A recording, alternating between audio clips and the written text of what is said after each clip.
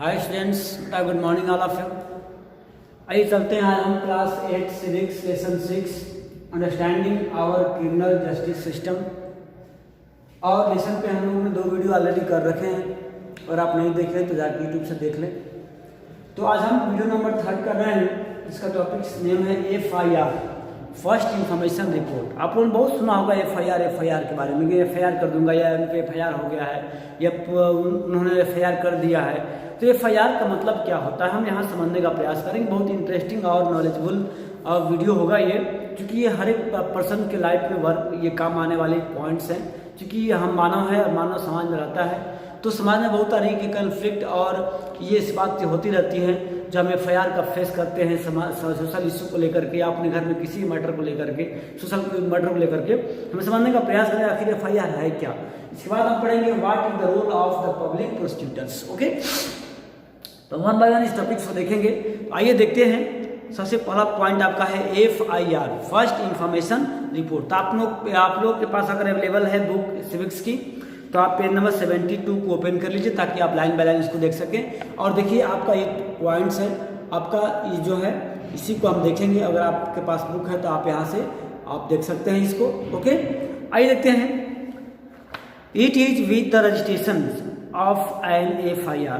ये क्या है? यह एक रजिस्ट्रेशन है कि मैंने अपनी कंप्लेंट जो है पुलिस स्टेशन में दायर करा दिया है। That the police can begin their investigations came into a crime. यानी कि जब आप FIR दर्ज कराते हैं तो FIR में आपको फर्स्ट इंफॉर्मेशन रिपोर्ट करानी पड़ती है कि भाई हमारे घर चोरी हुई है या हमारे मोहल्ले में ऐसी बात हुई है। तो उसी FIR के अकॉर्डिंग जो है पुलिस आती है और आपके दिए गए एड्रेस पर दिए गए व्यक्ति के ऊपर जो कंप्लेंट्स होता है उनके प्रति जो है इन्वेस्टिगेशन करती है, जांच पड़ताल करती है कि आप जो अपने FIR में बातें दर्ज की हैं क्या वो सही है या फिर नहीं है। Okay, the law states that it is the compulsory for an officer in charge of a police station to register an FIR whenever a person gives information about the cognizable offence. यानी कि ये duty बनती है police station में जो officers होते हैं उनकी, कि अगर कोई भी व्यक्ति पुलिस स्टेशन में आता है और अपनी बात रखता है या फिर किसी के ऊपर दोष आरोपित करता है, कॉन्जेबल यानी कि ऐसी कुछ घटनाएं होती हैं जो आम पब्लिक के लिए, जो सोशल बीइंग के लिए या पर्सनल इंडिविजुअल्स के लिए अगर वो लॉसफुल है या हार्मफुल है, तो वैसे चीज़ों का FIR नोट की जाए और उसके अकॉर्डिंग क्या की जाए, उस इंफॉर्मेशन के अकॉर्डिंग उसकी इन्वेस्टिगेशन की जाए। This information can be given to the police either orally or in writing. यानी कि जो FIR की रिपोर्ट्स है या तो उसको ओरली दी जाती है या फिर इसको राइटिंग में दी जाती है। और इसमें और कुछ बातें हैं हम बताएंगे आप लोगों को FIR में क्या क्या लिखा जाता है। ठीक है, FIR के जो एक फॉर्मेट होता है आप लोग इसको देख सकते हैं। इस पेज को यहाँ एक फॉर्मेट दिया हुआ है। इस फॉर्मेट में कुछ ऐसी बातें हैं जिसको लिखना अनिवार्य होता है और तमाम इंफॉर्मेशन क्लियरली क्या होता है इसमें फिलअप होना होता है। जैसे आपका नेम हो गया, एड्रेस हो गया कंप्लेंट करने वाले की और किसके ऊपर कंप्लेंट कर रहे हैं, दोनों का personal information, name, address, place, सारी बातों को वहाँ लिखा जाता है और मैटर क्या है उस मैटर को भी डिस्क्राइब किया जाता है। उसके बाद जो कंप्लेंट करता है उसकी वहाँ पर साइन होती है। आइए देखते हैं क्या क्या उसमें होता है। तो the FIR usually mention the date. सबसे पहला होता है डेट कि आप किस तारीख को FIR कर रहे हैं, डेट मेंशन होता है, टाइम भी होता है, and place of the offence यानी कि घटना कहाँ की है, किस थाने की है, किस गांव की है, किस घर की है, उसकी सारी एड्रेस जो है उसको मेंशन किया जाता है। Details the basic fact of the offence यानी कि जो घटनाएं हुई होती है उसकी नॉलेज वहाँ पर डिटेल रूप में वहाँ पर लिखी जाती है, इंक्लूडिंग और डिस्क्रिप्शन ऑफ द इवेंट्स, जो घटनाएं हुई हैं उसके बारे में व्याख्या की जाती है।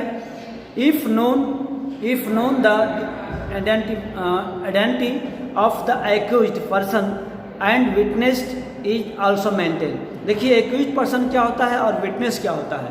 एक्यूज्ड पर्सन उसको कहते हैं जिसके ऊपर FIR होती है, जिसके ऊपर आप कंप्लेंट करते हैं, और विटनेस जो उसको देखा होता है, जो FIR लिखवाने थाने में जाता है। उन दोनों का डिटेल्स होता है और वो लिखने के बाद क्या होता है, जो विटनेस पर्सन्स होते हैं उनका वहाँ पर साइन भी होता है। The FIR also state the name and address of the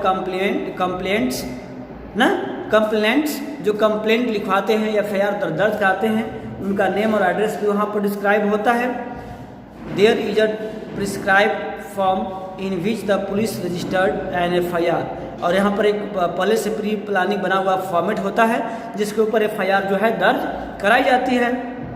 there is a pre prescribed form, हाँ, and it is signed by the complainants, और जो कंप्लेन करने वाले व्यक्ति होते हैं उनका वहाँ पर साइन भी होता है। The complaints also has a legal right to get a free copy of the FIR from the police, और जो कंप्लेन लिखवाते हैं, जो कंप्लेन दायर कराते हैं, जो FIR करते हैं, उनका अधिकार है कि पुलिस से जो भी आपने बातें उस पर लिखी हैं, जिसके बारे में FIR की हैं, जो आपने फॉर्मेट सबमिट की है पुलिस को, उसकी एक प्रति एक हार्ड कॉपी आप भी रिसीव कर सकते हैं। ऐसा राइट से, ऐसा आप डिमांड पुलिस से कर सकते हैं। ये था FIR की प्रोसेस, कैसे हम FIR करेंगे और किस तरह से हम FIR कर सकते हैं। अब हम आज देखते हैं नेक्स्ट पॉइंट जो आपका है, what is the role of the public prosecutors. अभी आपने पिछले वीडियो में मिसेस शांति और मिसेस सिंधी जो कि गोल्डन चेन को थेफ्ट के आरोप में उसको जेल हुआ था, उसमें हम देखा था कि पब्लिक प्रोसिक्यूटर्स का क्या रोल होता है, इसको सरकारी वकील भी कह सकते हैं। तो आखिर इसका क्या इंपॉर्टेंट रोल है, हम यहाँ देखने का प्रयास करेंगे इस टॉपिक के माध्यम से। आइए देखते हैं। A criminal offence is regarded as a public wrong. देखिए, कोई भी क्रिमिनल घटनाएं होती हैं किसी व्यक्ति विशेष के ऊपर भी, तो वो पूरे समाज का दुश्मन होता है, पूरे समाज के अगेंस्ट में उसको माना जाता है, पब्लिकली रॉन्ग माना जाता है। क्योंकि कोई भी क्राइम होती है तो उससे केवल किसी व्यक्ति पर उसका इफेक्ट नहीं पड़ता है, बल्कि व्यक्ति के साथ साथ जो सोशल है, जो समाज है, समाज में रहने वाले सभी लोगों पर उसका बैड इफेक्ट होता है। इसीलिए कहता है पब्लिकली रॉन्ग। इसे क्या कहता है?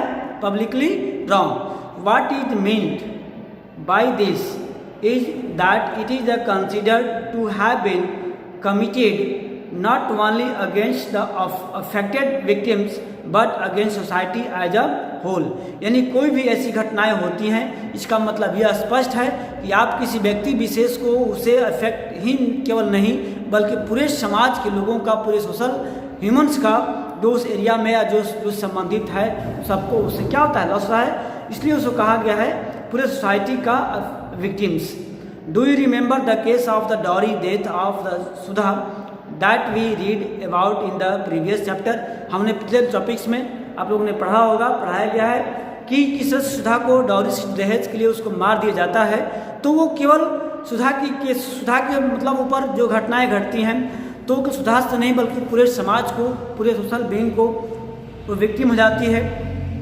तो the case against the accused Lakshman and his family. देखिए, इस डायरेक्ट मतलब केस में जो है लक्ष्मण जो शायद सुधा का पति रहता है और उसका फैमिली ही डायरेक्ट उसमें दोषी रहते हैं।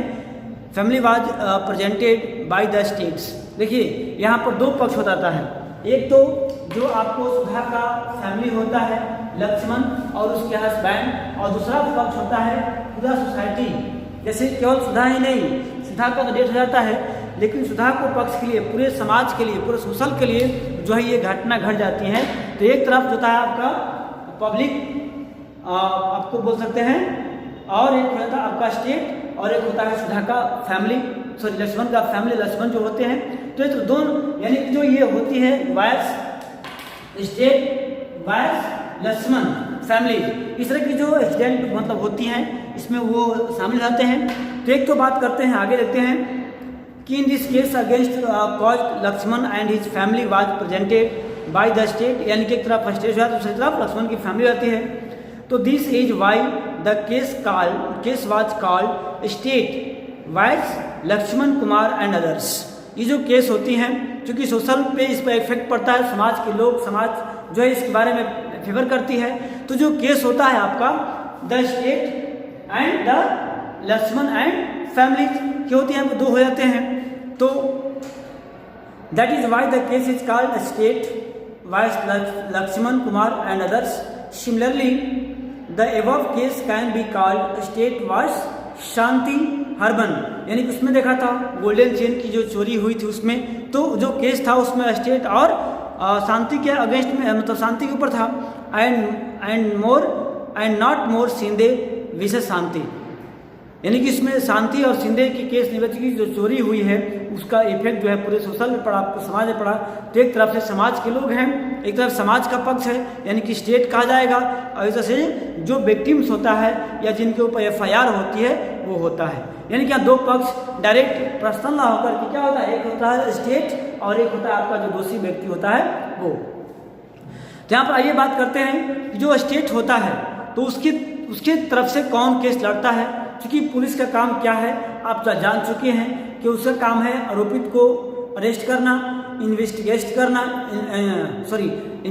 करना, और इन्वेस्टिगेट में जो भी इंफॉर्मेशन मिली है उसको कलेक्ट करके एक चार्जशीट बनाना और चार्जशीट को क्या करना, कोर्ट में पेश करना। अब इसके बाद जो है अब काम होता है वकील का, लॉयर का होता है कि जो चार्जशीट पेश की गई है उसके अकॉर्डिंग देखना होता है कौन सही है कौन गलत है। वो दलील देते हैं, बहस करते हैं, और जज का काम होता है उस पर डिसीजन लेना कि फॉल्टी कौन है और गिल्टी कौन है और इनोसेंट कौन है। Okay, in court it is the public prosecutors who represent the interest of the state. अभी आपने देखा कि दो ग्रुपों में स्टेट और द लक्ष्मण एंड फैमिली इसमें होता है। तो जो स्टेट गवर्नमेंट की तरफ से, स्टेट की तरफ से, गवर्नमेंट नहीं बल्कि स्टेट की तरफ से जो पक्ष रखने वाले वकील होते हैं उसे क्या बोलते हैं, public prosecutors. Okay, the role of the prosecutors being once the police has conducted the investigations and filed the chargesheet in the court. यानी कि जो पब्लिक प्रोसिक्यूटर्स होता है उसका वर्क होता है कि जो पुलिस ने अपने इन्वेस्टिगेशंस में जो चार्जशीट तैयार की हैं और जो सो कोर्ट में पेश की है उसी के अकॉर्डिंग, उसी के अनुसार जो है वो केस लड़ती है। यानी कि वो प्रयास करती है कि जो उनका काम होता है पुलिस पुलिस द्वारा इन्वेस्टिगेशन की गई इंफॉर्मेशन को सही साबित करते हुए दोषी को, मतलब आरोपित को दोषी ठहराना और उसे इक्वल की पनिशमेंट देना। The prosecutors must conduct the prosecution on the behalf of state, यानी कि राज्य के या समाज के फेवर में ये केस लड़ते हैं। As an officer of the court it is his her duty to act as impartiality and present the full and materials fact witnessed and evidence before the court to enable court to the decided the case। यानी जो public prosecutors होता है उसका duty होता है कि वो impartiality यानी किसी का पक्षपात न करे, ठीक है। वो जो फैक्ट बातें हैं इस फैक्ट बात को रखे ताकि उसमें किसी का पक्षपात, किसी की एक तरफी बातें वो नहीं कर सकता है, उसे करने का ऐसा मतलब ये नहीं होता है। उसकी बात होती है कि बस जो चार्जशीट पुलिस ने तैयार करके कोर्ट में वो मतलब सबमिट की है उसी चार्जशीट के अकॉर्डिंग, उसी चार्जशीट में लिखी हुई बातों को वो दलील लेकर के जज के सामने पेश करे ताकि जज जो है दोनों पक्षों की बातों को सुन क्या कर सके, उस पर सही डिसीजंस जो है ले सके। तो ये आपने देखा। अब जो नेक्स्ट पॉइंट है what is the role of the जज। तो आपने देखा कि जज, देखिए सबसे बड़ी बात यहाँ पर सामने आती है कि हमारे जो आपके क्रिमिनल जस्टिस सिस्टम्स है उसमें पुलिस अरेस्ट करती है, पुलिस इन्वेस्टिगेट करती है, FIR दर्ज करती है और चार्जशीट बनाती है। बस उसका काम यही है। उसका काम न बहस करना है न जजमेंट सुनाना है। तो वो चार्जशीट FIR करती है, चार्जशीट जो है कोर्ट में पेश करती है। कोर्ट में आने के बाद पब्लिक प्रोसिक्यूटर्स होते हैं, वे चार्जशीट के अकॉर्डिंग अपनी बातों को जज के सामने रखते हैं। दोनों पक्षों के लोग उसको सुनते हैं, समझते हैं, दलीलें होती हैं, बहस होती हैं, दोनों साइड के वकील्स होते हैं, लॉयर होते हैं जो अपनी प्रोटेक्शन में जो विक्टिम्स साइड के होते हैं वो आपको विक्टिम्स को भी राइट होता है कि अपने लिए या अपने फेवर में या अपने डिफेंस के लिए वकील रख सकें अपनी बातों को रखने के लिए, ठीक है। तो दोनों पक्षों की बातों को सुन करके, दोनों वकीलों की बातों को सुन करके अब जज क्या करते हैं ये देखना होता है। तो जज is like an umpire in a game and conducts the trial impartiality and in an open court. Court की क्या जो जज होते हैं उनका एज ए निर्णायक का वर्क होता है, वो दोनों पक्षों की बातों को सुनकर, जिस तरह से गेम में क्या होता है रेफरी होते हैं जो कि विदाउट पार्शलिटी किए, विदाउट भेदभाव किए वो अपना डिसीजन देते हैं, उसी प्रकार कोर्ट में भी होता है। द जज hears all the witness and any others evidence presented by the prosecution and the defence. यानी जज का वर्क है कि दोनों पक्षों की बातों को सुने, दोनों पक्षों द्वारा प्रस्तुत किए गए एविडेंस को देखें, पढ़ें और समझने का प्रयास करें। द जज decide whether the accused person is guilty और इनोसेंट। देखा था कि जो एक्यूज्ड पर्सन है, जिन पे आरोप लगाया गया है, क्या वो वास्तव में गिल्टी है या फिर इनोसेंट है। जैसे कि आपने देखा था मिसेस शांति और मिसेस शिंदे के केस में, वाइस स्टेट मिसेस शांति केस में जज ने बात सुनी और क्या की, शांति को इनोसेंट मतलब डिक्लेयर कर दिया। Okay, if the accused is convict then the जज प्रोनाउंस द सेंटेंस। और अगर जज ने पाया था कि नहीं वास्तव में जो आपके एक्यूज्ड पर्सन है वास्तव में वो आपको दोषी है, तो उसे जो है पनिश देते हैं। He may send a person to jail, उसे जेल भी जाती है, और इम्पोज और द फाइन और बोथ, या तो उसे फाइन नगद फाइन वो होता है या फिर दोनों हो जाता है, depending on what the law prescribe. ये डिपेंड करता है कि लॉ में किस जुर्म के लिए क्या सजा होती है, इसके अकॉर्डिंग क्या होता है, मतलब उसको पनिशमेंट दी जाती है। अब हम नेक्स्ट पढ़ेंगे what is a fair trial, हम नेक्स्ट वीडियो में करते हैं। तब तक के लिए गुड बाय।